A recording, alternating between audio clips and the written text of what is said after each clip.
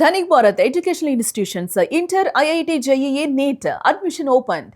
తమిళనాడు రాజకీయాల్లో ఆసక్తికర పరిణామాలు చోటు చేసుకుంటున్నాయి. తమిళనాడు మాజీ సీఎం అండ్ డిఎంకే అధినేత అయినటువంటి స్టాలిన్, ఎంకే స్టాలిన్ ఇంటికి తమిళనాడు సీఎం జోసెఫ్ విజయ్ వెళ్లనున్నారు. మాజీ సీఎం స్టాలిన్ ను మర్యాదపూర్వకంగా కలవనున్నారు ప్రస్తుత సీఎం జోసెఫ్ విజయ్.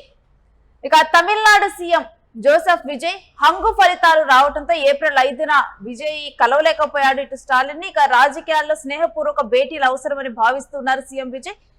ఇక గవర్నర్ వర్సెస్ విజయ్ వ్యవహారంలో స్టాలిన్ మద్దతు ఇచ్చినటువంటి వ్యవహారాన్ని మనం చూసాము. 6 నెలలు గవర్నమెంట్ ఫామ్ చేసుకోవడానికి మేము టైం ఇస్తాము, మేము అంటే ప్రభుత్వానికి సానుకూలంగా ఉండటం కానీ, అదేవిధంగా తమతో ఉన్నటువంటి పొత్తులో ఉన్నటువంటి నేతల్ని ఇబ్బంది పెట్టకుండా ఉండటం కానీ, ఇలా స్టాలిన్ చూస్తే విజయ్ ప్రభుత్వం ఏర్పడటానికి తాను సానుకూలంగా ఉన్నారు. ఎటువంటి అవాంతరాలు కూడా తాను క్రియేట్ చేయలేదు. ఇక విజయ్ మీద ఎటువంటి స్టేట్మెంట్స్ కానీ, మేము ఇటు గవర్నమెంట్ ని ఫామ్ కానీ ఇలాంటి స్టేట్మెంట్స్ కానీ ఏది స్టాలిన్ ఇవ్వకుండా చాలా అంటే మర్యాద పూర్వకంగా కూడా నడుచుకొని కొత్తగా రాజకీయాల్లోకి వచ్చినటువంటి విజయ్ కి అంటే ఏ మాత్రం కూడా అడ్డంకులు తాము క్రియేట్ చేయకుండా తమ ప్రభుత్వం అడ్డంకులు క్రియేట్ చేయదంటూ కూడా స్టాలిన్ చెప్పారు. ఇక మర్యాద పూర్వకంగా విజయ్ వెళ్లి కలవనున్నారు.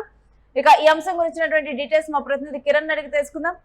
ఎస్ కిరణ్, మాజీ సీఎం ని ప్రస్తుత సీఎం వెళ్లి కలవనున్నట్లుగా తెలుస్తుంది, పూర్తి డీటెయిల్స్ ఏంటి?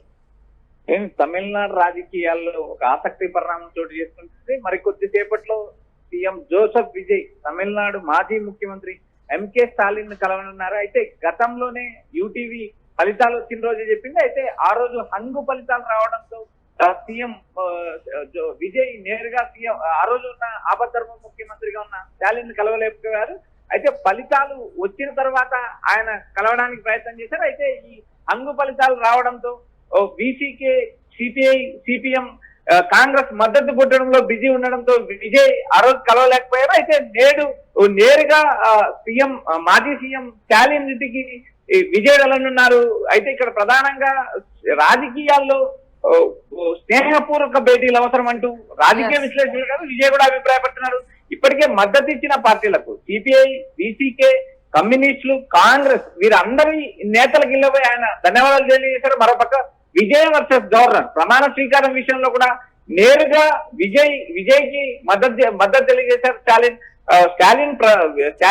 స్టాలిన్ నేరుగా 6 నెలల సమయం విజయ్కి ఇస్తాము. ఈ 6 నెలల కాలంలో మేము ఎలాంటి ఇబ్బందులు క్రియేట్ చేయము, ఎందుకంటే ఇక్కడ ఖజానా ఖాళీ అయింది, ఇచ్చిన హామీలు నెరవేర్చాల్సిన పరిస్థితి ఉంది. ఇలాంటి నేపథ్యంలో కొత్తగా రాజకీయాల్లోకి వచ్చి ముఖ్యమంత్రి అయిన విజయ్కి ఎలాంటి అడ్డంకులు ఉండవు అంటూ ఇప్పటికే స్టాలిన్ ప్రకటించారు. మరోపక్క అసెంబ్లీలో నేడు ఎమ్మెల్యేల ప్రమాణ స్వీకారం జరిగింది. అందులో తిరుచి ఈస్ట్ ఆయన రాజీనామా చేశారు. నేరుగా పెరంబూర్ ఎమ్మెల్యేగా విజయ్ కొనసాగుతున్నారు.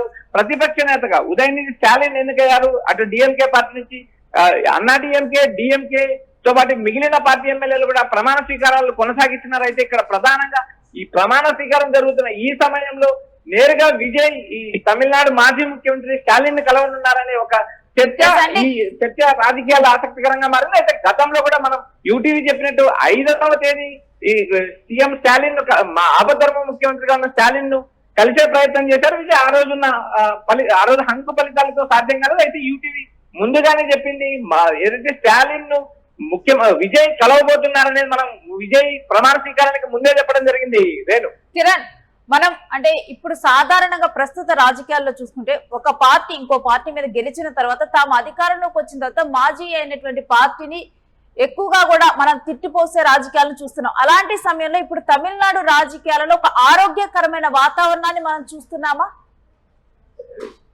నేను ఇక్కడ ప్రధానంగా విజయ్ రాజకీయాల్లోకి వచ్చినప్పటి నుంచి కానీ ఆయన ప్రసంగాలు కానీ తర్వాత విజయ్ ఎన్నికల ప్రచారంలో కానీ ఎక్కడ కూడా ప్రతిపక్షాలను కార్నర్ చేయలేదు. ప్రతిపక్ష పార్టీల పైన నేరుగా వ్యక్తిత్వ ఆహ్వానానికి పాల్పడలేదు, వ్యక్తిగతంగా టార్గెట్ చేయలేదు. స్టాలిన్ సార్ అంటూ సంబోధించారు, పళనిస్వామిని పళని సార్ అంటూ సంబోధించారు. రాజకీయాల్లో స్నేహపూర్వకము, రాజకీయాల్లో వ్యక్తిగత విమర్శలకు జోలికి వెళ్ళకూడదంటూ విజయ్ తీసుకున్న నిర్ణయాన్ని విశ్లేషకులే కాదు చాలా మంది రాజకీయ నాయకులు కూడా ఆహ్వానిస్తున్నారు. ఎందుకంటే ప్రతిపక్ష పార్టీలను కలుపుకొని పోవడం, ప్రతిపక్ష నేతలతో ఆరోగ్యపూర్వకమైన స్నేహపూర్వకమైన భేటీ కొనసాగించడం రాజకీయాల్లో మంచిది అంటూ ఇప్పటికే పలువురు వ్యక్తం చేస్తున్నారు. ఇక్కడ ప్రధానంగా అటు స్టాలిన్ కావచ్చు, ఇటు పళనిస్వామి కావచ్చు, ఏ నేతను కూడా విజయ్ వ్యక్తిగతంగా టార్గెట్ చేయలేదు.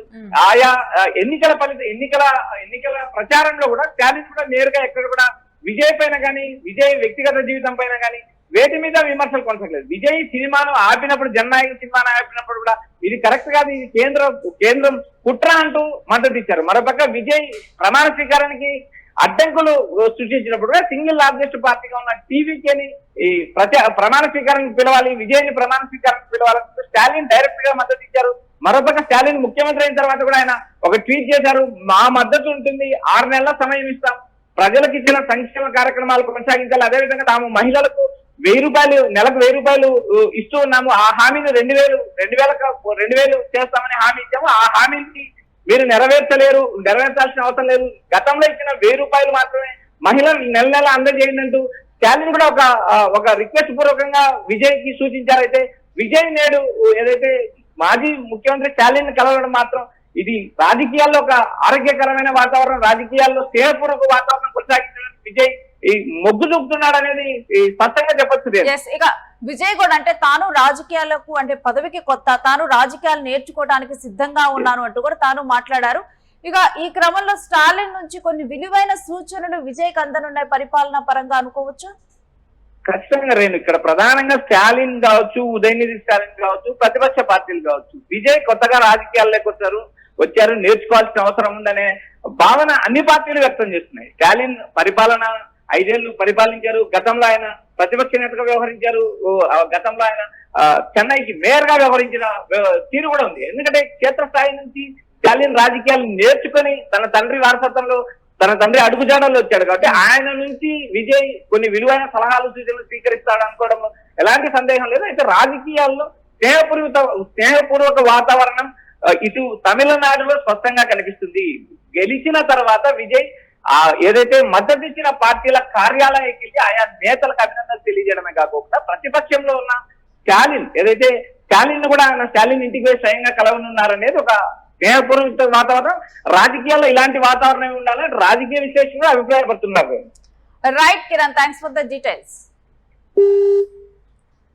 ఇక తమిళనాడు ప్రస్తుత సీఎం జోసెఫ్ విజయ్ మాజీ సీఎం స్టాలిన్ ని వెళ్లి కలవబోతున్నారు. ఇక ఇది రాజకీయాలలో ఒక ఆసక్తికర, ఒక ఆరోగ్యకరమైన పరిణామంగా చూడొచ్చు. తమిళనాడు రాజకీయాలు ఆరోగ్యకరంగా మారుతున్నాయన్న పరిణామంగా మనం చూడొచ్చు. ప్రస్తుతం ఉన్న రాజకీయాల్లో చూసుకుంటే కనుక ప్రతిపక్షాలు, అధికార పక్షాలు ఈ రెండు కూడా ఒకరినొకరు తిట్టిపోసుకునే నేపథ్యమే మనం చూస్తూ ఉంటున్నాం. కానీ తమిళనాడు రాజకీయాలు విజయ్ రాకతో మరింత ఆరోగ్యకరంగా మారుతున్నటువంటి పరిస్థితులు మనం చూడొచ్చు. ఇటు విజయ్ గెలిచిన తర్వాత ప్రజలిచ్చినటువంటి తీర్పుకు స్టాలిన్ గౌరవం ఇస్తూ తాను విజయ్ గవర్నమెంట్ ఫామ్ చేసుకోవడానికి 6 నెలల కాలమైనా కానీ మేము సమయం ఇస్తామంటూ చెప్పటము, అదే విధంగా రాజకీయాలకు కొత్త అయినటువంటి విజయ్ కి తాము సానుకూలంగా ఉంటామంటూ కూడా స్టాలిన్ చెప్పడం జరిగింది. ఇక అదే రకంగా విజయ్ కూడా మెసులుకుంటూ ఉన్నారు. విజయ్ కూడా అసలు తాను ప్రచారం మొదలుపెట్టిన దగ్గర నుంచి ఇప్పటి వరకు కూడా ప్రతిపక్ష నేతలు ఎవరిని కూడా ఒక్క మాట కూడా తాను మాట తూలలేదు ప్రతిపక్ష నేతల మీద, ఎవరి మీద కూడా. అదే రకమైన ఆరోగ్యవంతమైన వాతావరణాన్ని విజయ్ మెయింటైన్ చేస్తూ వచ్చారు.